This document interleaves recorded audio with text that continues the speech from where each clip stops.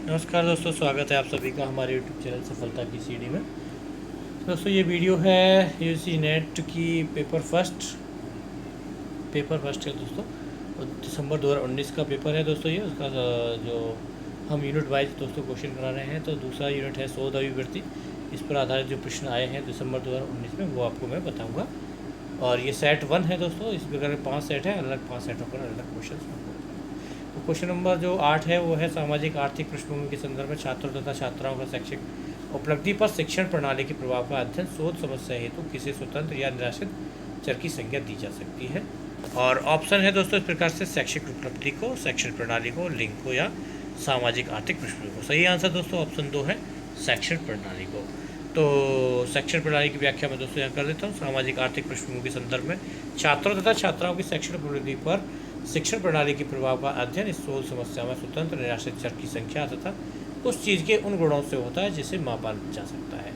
जी एमेटो के अनुसार किसी प्राणी वस्तु या चीज़ के मापने योग्य गुणों को चर कहा जाता है। और ये मुख्यतः 3 प्रकार से होते हैं: स्वतंत्र चर या निराश्रित चर, आश्रित चर या नियंत्रित चर। तो दोस्तों अगली बार क्वेश्चन इस चर पर भी पूछा सकता है कि चर कितने प्रकार के होते हैं और इनमें से चर सही कौन से हैं, स्वतंत्र या निराश्रित, आश्रित या नियंत्रित चर। तो दोस्तों ये आप ध्यान रखिएगा।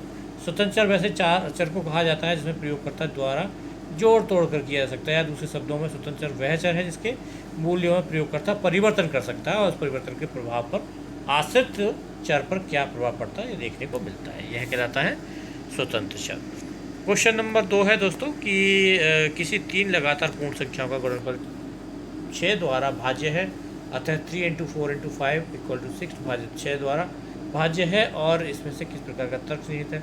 तो दोस्तों ये गणितीय सूत्र देखने में लग रहा है क्वेश्चन, लेकिन है नहीं। यह है जो है ये एक शोधात्मक प्रश्न है। ठीक है, तो ऑप्शन है दोस्तों एक निगमनात्मक तर्क, आगमनात्मक तर्क, आवश्यक पर्ण या अपगमनात्मक तर्क। ठीक है, तो दोस्तों ये किस प्रकार का तर्क है, ये सही आंसर मेरे हिसाब से शायद ऑप्शन 1 होना चाहिए। मैं आपको दिखाया तो जी बिल्कुल दोस्तों, क्वेश्चन नंबर 9 का सही आंसर ऑप्शन 1 ही है, यानी कि ये निगमनात्मक तर्क का स्वरूप है और इसमें सर्वप्रथम नियमों को बताया जाता है, फिर उसके उपरांत विभिन्न प्रकार के उदाहरणों द्वारा इस नियम की पुष्टि की जाती है और यह तर्क सामान्य से विशिष्ट की दिशा में अभिमुख होता है। दोस्तों ये भी आप ध्यान रखना कि ये जो तर्क है वो सामान्य से विशिष्ट की ओर होता है और नियमों को पहले बताया जाता है, वहाँ निगमनात्मक तर्क होता है।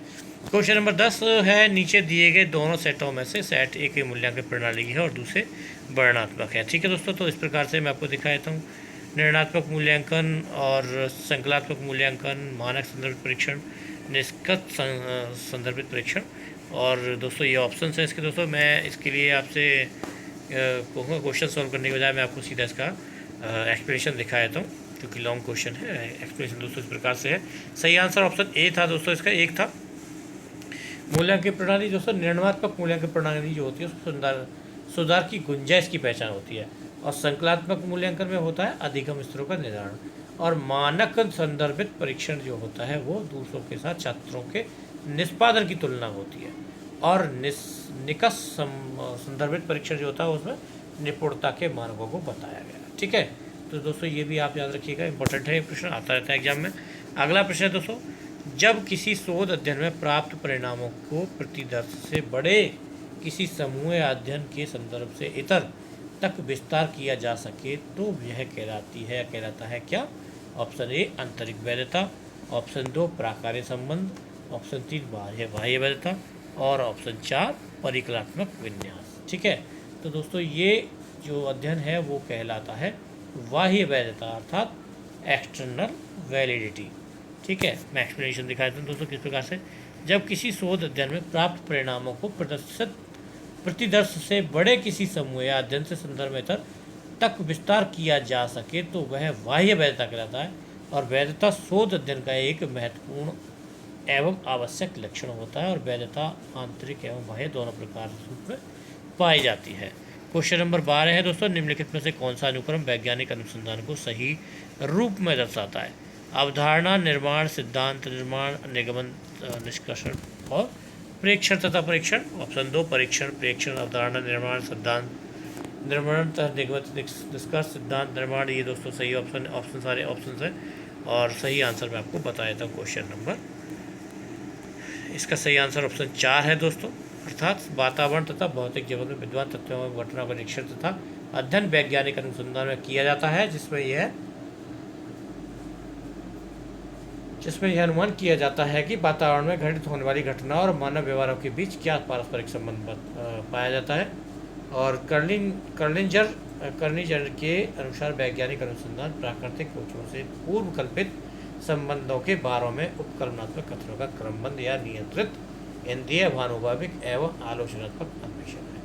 वैज्ञानिक अनुसंधान के निम्नलिखित लक्षण हैं। ऑप्शन ए, तथ्यों का सतर्क एवं परिशुद्ध वर्गीकरण तो उसके सहसंबंध एवं निरीक्षण, सृजनात्मक कल्पना के द्वारा वैज्ञानिक नियमों की खोज, आत्म आलोचना एवं समस्त सामान्य बौद्धिक योजनाओं वाले लिए अंतिम कसौटी।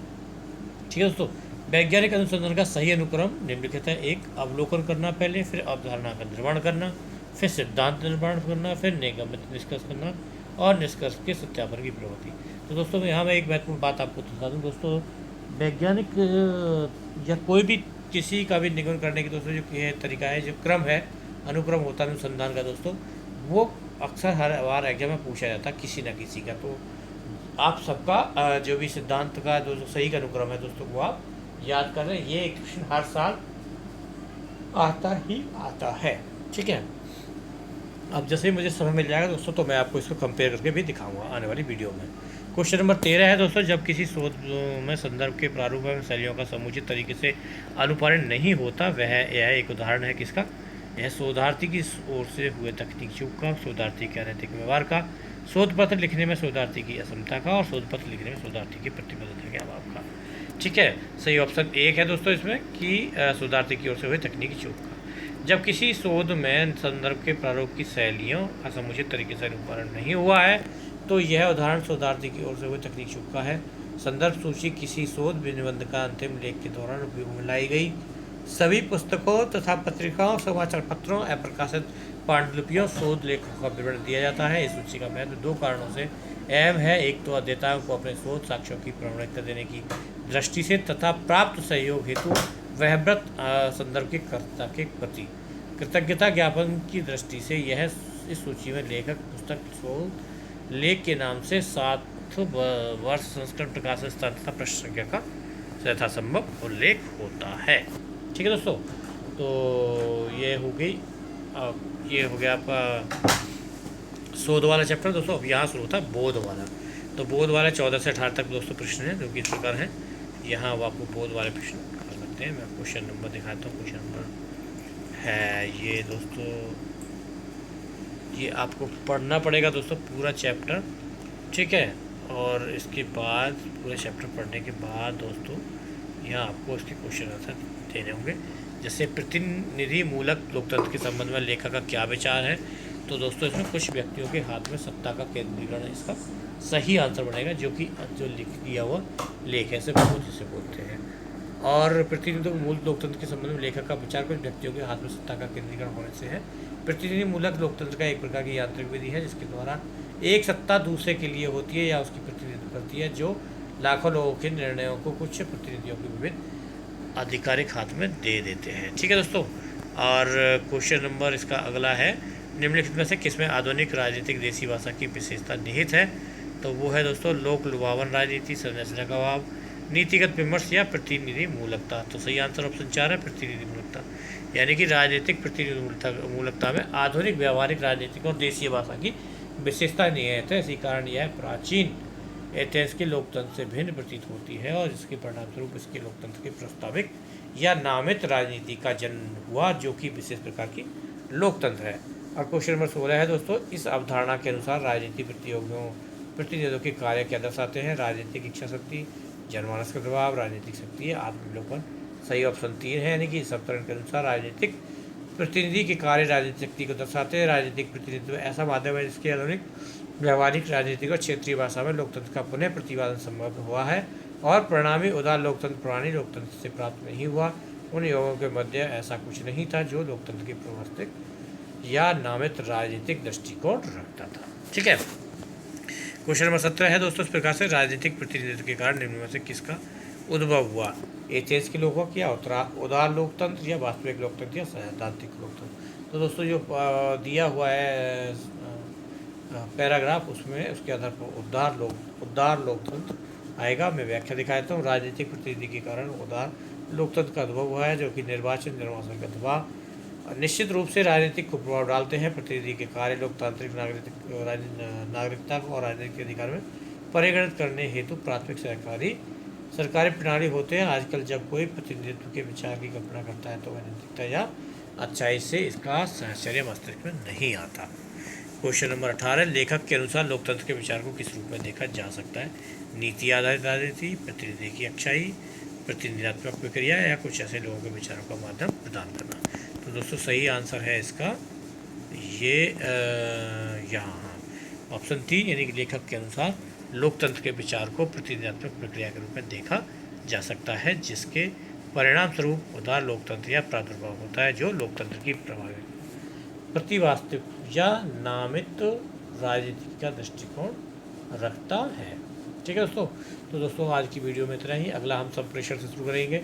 आज 2 हमने यूनिट को ले लिया है। इसी प्रकार से दोस्तों 2 यूनिट लेकर हम आपको पूरा कंप्लीट करा देंगे। और 5 सेट है दोस्तों, 5 सेट शो कराएंगे। बाद में 5 सेट से कंपेयर करके भी क्वेश्चन आपको दिखाएंगे। ठीक है दोस्तों, अगर आपको ये पुस्तक चाहिए किसी को तो आप मुझसे संपर्क कर सकते हैं, आपको ये पुस्तक मिल जाएगी, क्योंकि पुस्तक बहुत ही महत्वपूर्ण है। फर्स्ट पेपर की व्याख्या इसमें बहुत ही सुंदर दे रखी है दोस्तों। और सबसे बड़ी बात है कि यूनिट वाइज देख रखी है, आपको यूनिट छांटना नहीं पड़ता। ओके, ठीक है दोस्तों, आपका दिन शुभ हो। मिलते हैं फिर अगली